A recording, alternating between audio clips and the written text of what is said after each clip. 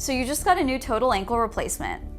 Typically when you get a total ankle, you've got a couple of different components of it. You've got a metal piece on the top, a metal piece on the bottom, and then a plastic liner in the middle. And you've got new motion of your ankle, and it probably hurts a lot less than it did before.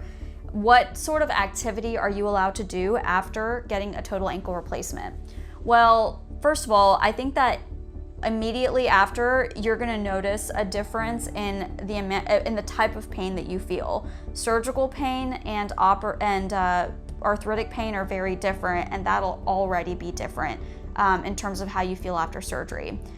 Typically, there's a period of immobilization for about 4 to 6 weeks after surgery before we get you out of the splint, out of the boot completely, start doing physical therapy for you to strengthen your ankle. I am okay typically for my patients to do most activity that is lower impact. I think if you're a marathon runner, I think if you like jogging, running longer miles, it's not something that I would recommend, but anything short of that, walking around your neighborhood, walking a few miles for exercise on a daily basis, stationary bike, elliptical, row machine, the lower impact activities is definitely something that's an achievable goal for you to get back to after a total ankle replacement.